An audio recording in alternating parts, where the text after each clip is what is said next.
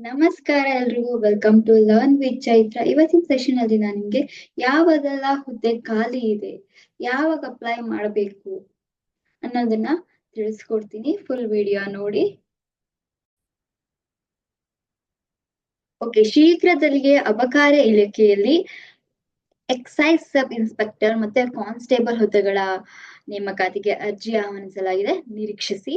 ಅದೇ ತರನೇ ಈಗಾಗಲೇ 265 exercise sub inspector and 942 constable ಹುದ್ದೆಗಳನ್ನು ನೇರ ನೇಮಕಾತಿ ಮಾಡಿಕೊಳ್ಳಲು ಸರ್ಕಾರ ಸಹಮತಿ ನೀಡಿದ್ದು, ನೇಮಕಾತಿ ಅಧಿಸೂಚನೆ ಹೊರಡಿಸಿ ಅರ್ಜಿ ಆಹ್ವಾನಿಸುವುದೊಂದೇ ಬಾಕಿ ಇದೆ.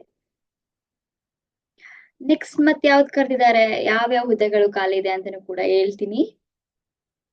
ಸರ್ಕಾರಿ ಪ್ರಥಮ ದರ್ಜೆ ಕಾಲೇಜುಗಳಲ್ಲಿ ಮತ್ತು ವಿಶ್ವವಿದ್ಯಾನಿಲಯಗಳಲ್ಲಿ ಖಾಲಿ ಇರುವ ಸಹಾಯಕ ಪ್ರಾಧ್ಯಾಪಕ ಹುದ್ದೆಗಳನ್ನು ಭರ್ತಿ ಮಾಡಲು ಮಾನ್ಯ ಮುಖ್ಯಮಂತ್ರಿಗಳು ಹಸಿರು ನಿಶಾನೆ ತೋರಿಸುವುದು ಸ್ವಾಗತಾರ್ಹ. ಅರ್ಹ ಅಭ್ಯರ್ಥಿಗಳು ಇಂದಿನಿಂದಲೇ ಅಭ್ಯಾಸ ಆರಂಭಿಸಿ.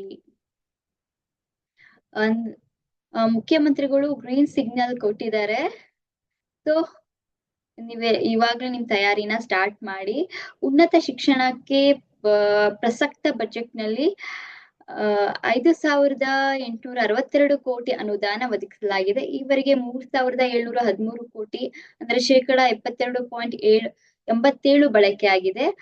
ಸೊ ಸರ್ಕಾರಿ ಪ್ರಥಮ ದರ್ಜೆ ಕಾಲೇಜುಗಳ ಮೂಲ ಸೌಕರ್ಯ ಅಭಿವೃದ್ಧಿಗೆ ಬಜೆಟ್ ನಲ್ಲಿ 250 ಕೋಟಿ ನೀಡಲಾಗಿದೆ. ಅನುದಾನವನ್ನು ಪೂರ್ಣ ಪ್ರಮಾಣದಲ್ಲಿ ಬಳಸಿಕೊಳ್ಬೇಕು ಎಂದು ಅಧಿಕಾರಿಗಳಿಗೆ ಸೂಚಿಸಿದ್ದಾರೆ ಮುಖ್ಯಮಂತ್ರಿಗಳು. ಸೊ ಇದೆಲ್ಲ ಹುದ್ದೆಗಳು ಖಾಲಿ ಇದೆ. ಸೊ ನೋಟಿಫಿಕೇಶನ್ಸ್ ಇನ್ನೂ ಸ್ವಲ್ಪ ದಿನದಲ್ಲೇ ಬರುತ್ತೆ. ನೀವು ಅದ್ರಿಗಿಂತ ಮುಂಚೆ ನಿಮ್ಮ ತಯಾರಿನ ನಡೆಸಿ. ಎಲ್ರಿಗೂ ಶುಭವಾಗ್ಲಿ. Thank you.